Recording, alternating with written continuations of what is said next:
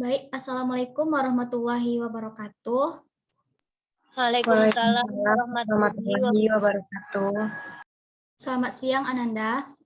Bagaimana kabarnya pada Pagi, Bu. Siang, Bu. Baik, Bu. apakah sehat? Alhamdulillah, Bu. Baik, sebelum memulai pembelajaran, Ibu ingin mengambil absen terlebih dahulu. Yang pertama, Fitra Amalia Putri, Hadir, Bu. Harsyafa Inayatullah, Harsyafa, Ke toilet, Bu. oke, terima kasih Regina. Hayun Muhayya,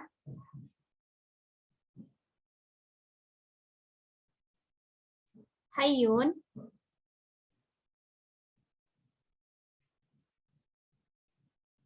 Intan Padilla,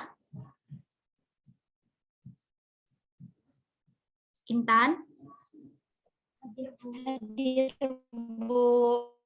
oke, Juliana Khairaningrum, Hadir, Bu. Meita Hidayah Syamira, Hadir, Bu. Nur Aisyah Mulyani,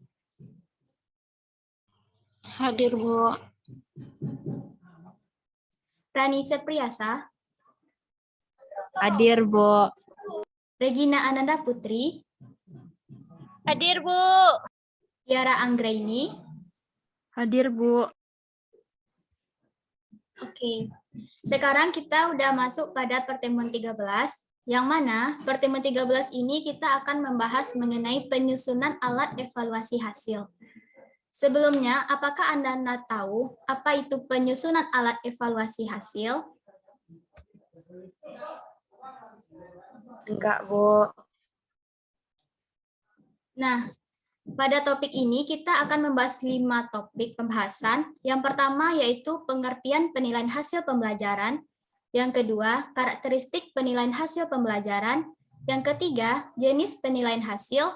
Yang keempat, pengembangan alat penilaian hasil. Dan kelima yaitu pedoman penskoran.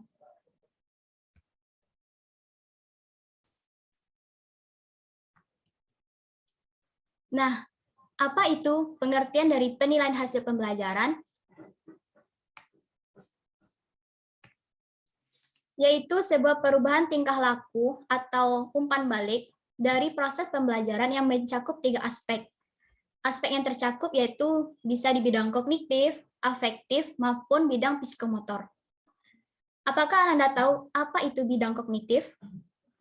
Kalau boleh bisa diangkat tangan atau berbicara, dipersilahkan. Biasanya apa itu kognitif? Pengetahuan, Bu. Izin menjawab. Ya, lanjut Regina. Kognitif bidang pengetahuan, Bu. Ya, betul sekali. Kognitif itu ialah bidang pengetahuan. Kalau bidang afektif apa?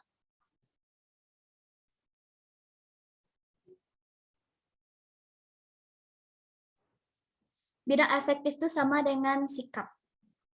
Sedangkan psikomotor itu keterampilan oleh siswa itu. Nah, sekarang kita akan membahas mengenai karakteristik penilaian hasil pembelajaran, di mana terdapat, ini sebenarnya, 5 karakteristik.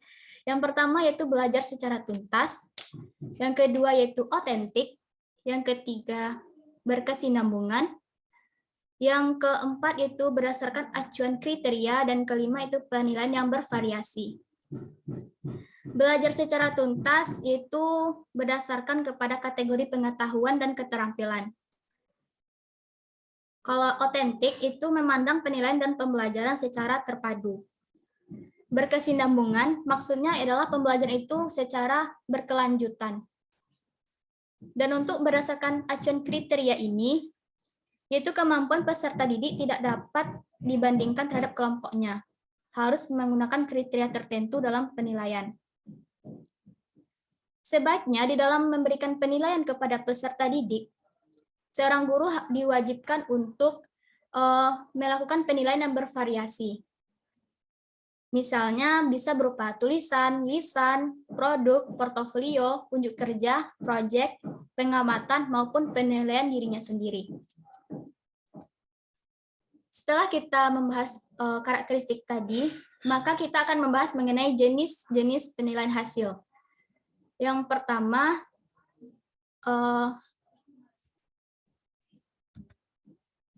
bisa berupa respon tertulis.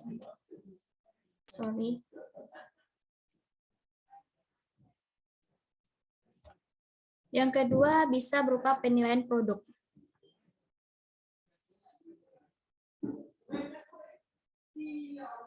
Penilaian tertulis ini dapat berupa penilaian diri sendiri atau pribadi kita, yaitu suatu teknik penilaian di mana peserta didik diminta untuk mengevaluasi dirinya sendiri terhadap pembelajaran yang telah dilaksanakan sebelumnya.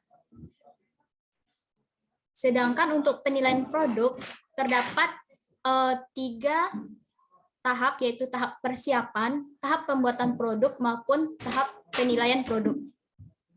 Sampai di sini, apakah ada pertanyaan, saudara?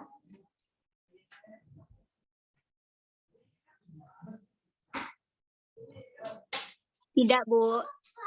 Baik, kita lanjut ke materi selanjutnya, yaitu pengembangan alat penilaian hasil. Di mana dalam pengembangan alat ini, dari segi alatnya, itu bisa berupa tes maupun non-tes. Yang pertama, yang dalam bentuk tes tulis dapat dilakukan dengan cara memilih jawaban yang tersedia. Misalnya, soal bentuk pilihan ganda, benar salah, maupun menjodohkan.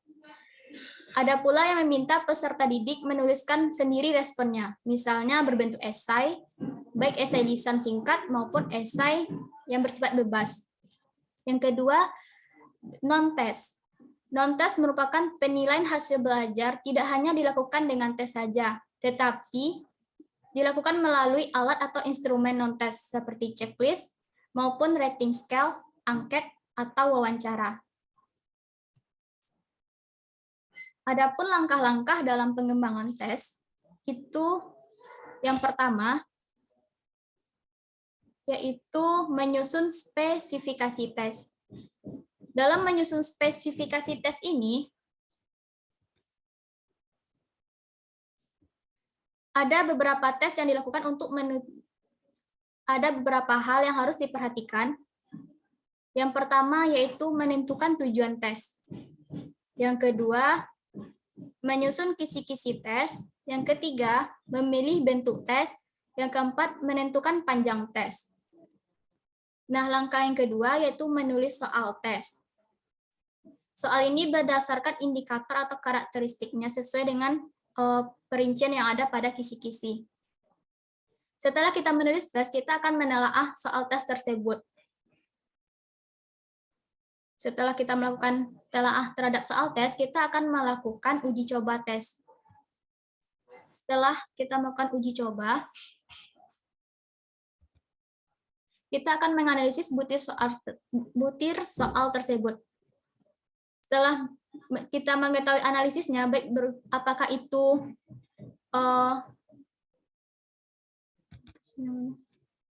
reliabel atau tidaknya, itu akan kita ketahui setelah hasil analisis. Setelah analisis, kita akan melakukan perbaikan terhadap tes tersebut. Nah, langkah yang ketujuh, setelah kita melakukan analisis, kita akan merakit tes tersebut dan melakukan tesnya setelah rakitan tes selesai dilaksanakan. Habis melaksanakan tes, kita akan melakukan penafsiran terhadap tes yang telah dilakukan sebelumnya. Nah, ini adalah contoh dari pedoman penskoran. Untuk penilaian performa, ada beberapa aspek yang dinilai seperti merangkai alat, pengamatan, data yang didapat, maupun kesimpulan. Penilaian itu mencakup 3 angka, yaitu angka 1, 2, dan 3. Keterangannya, apabila siswa mendapatkan angka 1, itu berarti kurang. Jika siswa mendapatkan angka 2, berarti itu cukup. Dan apabila siswa mendapatkan angka 3, berarti itu baik. Nah, untuk penilaian produk,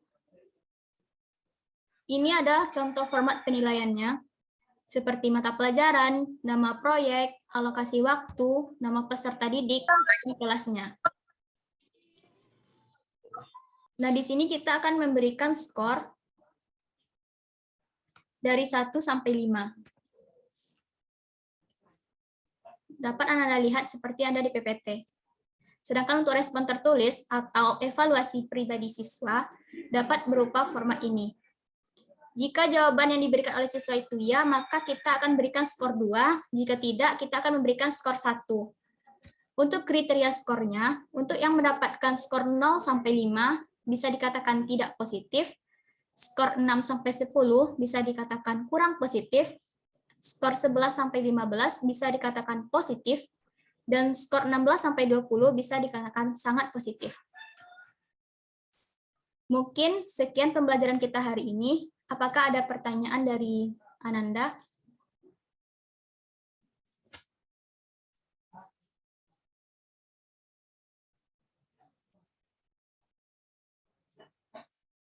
Kayaknya tidak ada pertanyaan. Sebelumnya, untuk tugas selanjutan sudah saya siapkan di e-learning. Jika ada keraguan bisa dikonfirmasi lagi di WhatsApp group. Kita sudahi pertemuan kita pada hari ini. Saya ucapkan terima kasih atas kehadirannya. Wassalamualaikum warahmatullahi wabarakatuh. Waalaikumsalam warahmatullahi wabarakatuh. warahmatullahi wabarakatuh. Terima kasih, Bu. Sama-sama.